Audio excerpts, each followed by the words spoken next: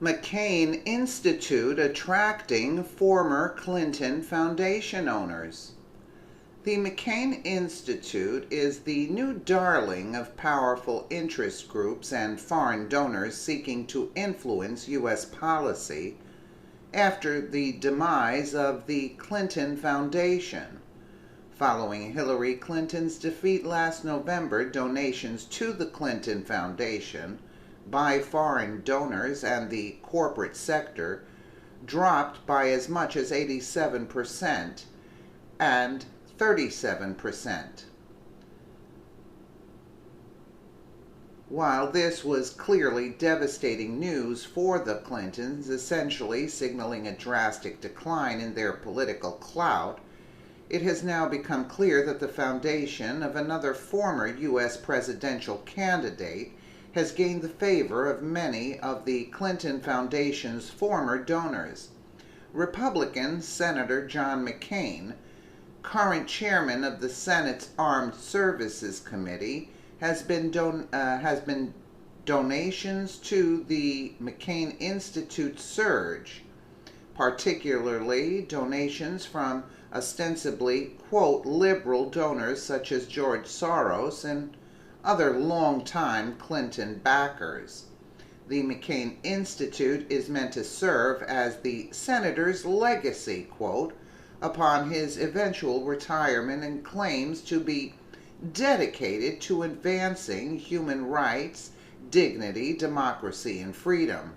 Like the Clinton Foundation, the McCain Institute is tax-exempt, nonprofit foundation with approximately $8.1 million in assets. However, the McCain Institute's donor list has raised eyebrows among conservative groups due to its uncanny similarity to that of the Clinton Foundation. Among its donors are the neoliberal billionaire and activist George Soros, Evelyn and Lynn de Rothschild, and the for-profit company Teneo. Teneo was co-founded by Doug Band, a longtime associate of the Clinton family and counselor to former President Bill Clinton, as well as an instrumental force in the creation of the Clinton Global Initiative, CGI. In addition to these individuals, many of the same foreign governments that were known to donate massive sums to the Clintons have also bestowed their favor on the McCain Institute. For instance, Saudi Arabia, a nation that funded 20% of Clinton's failed 2016 presidential campaign, made a $1 million donation to the McCain Institute, a donation that both the foundation and the senator himself have refused to explain. Watch John McCain shut down a reporter who asked about the Saudis' $1 million donation to the McCain Institute. McCain shuts down reporter after $1 million Saudi donation. Senator John McCain getting tested today over questions about a $1 million donation from the government of Saudi Arabia. The money going to a nonprofit that bears McCain's name. McCain said he has nothing to do with the nonprofit, but that's not what ethics experts say. Graham Resnick has the story. And Mark, foreign governments like Saudi Arabia aren't allowed to donate money to American politicians, so they often give to nonprofits linked to the politicians.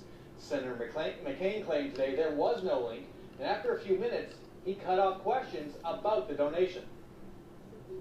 Senator John McCain is one of the Capitol's most important voices on matters of war and peace.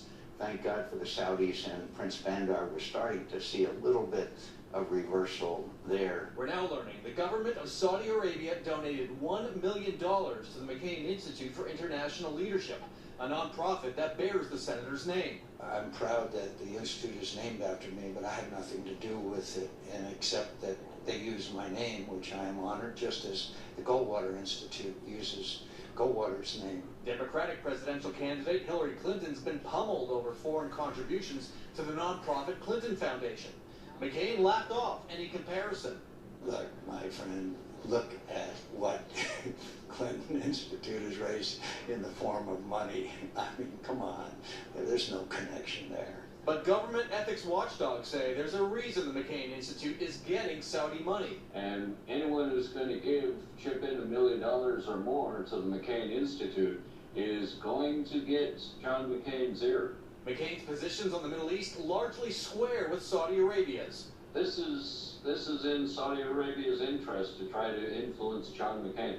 McCain's Republican primary opponent, Kelly Ward, has questions about that influence. And with all the turmoil in the Middle East, I don't want any touch of impropriety that could come along with that. But McCain drew the line on questions about the Saudi donation.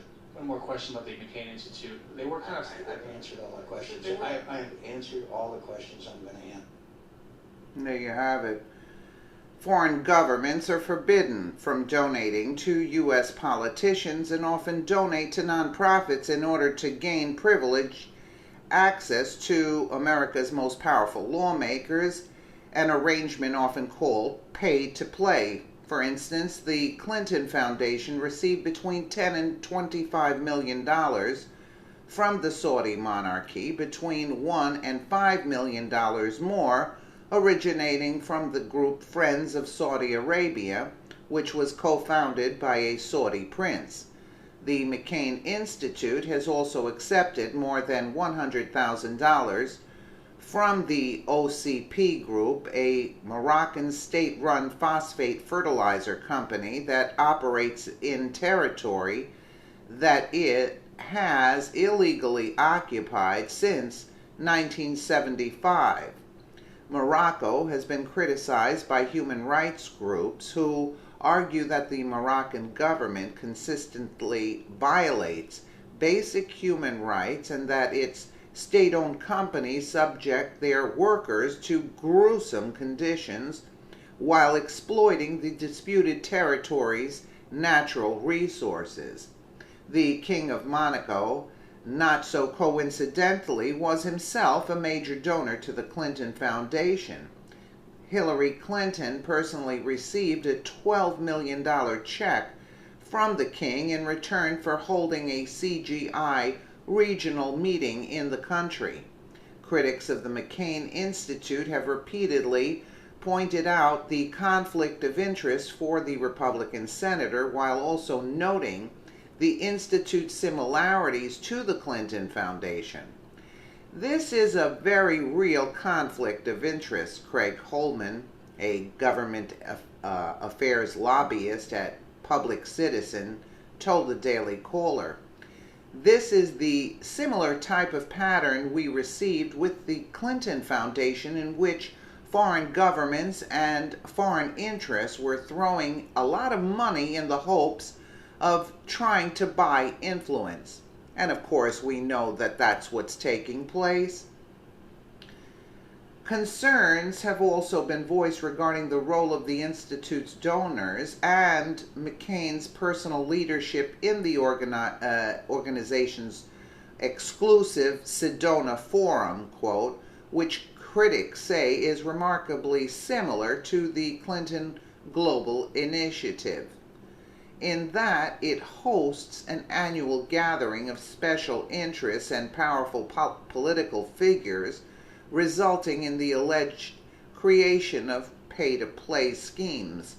While McCain's coherence may be fading, his political power in Washington still stands, meaning that the McCain Institute will likely continue to attract the attention and funds of powerful special interests and foreign governments. Well, this is going to change now that Trump's in. You can bet your bottom dollar that that's going to change, because, give him a little time, because it takes a little time. But we know that McCain is a criminal, a warmonger, and he's making a lot of money for supporting these special interest groups that are donating to him. Notice how he shuts the reporter down. That's all the questions I'm going to answer. You mean to tell me, McCain, you haven't made any money off of this? Really? Let us know what you think in the comments below, and thank you so much for watching.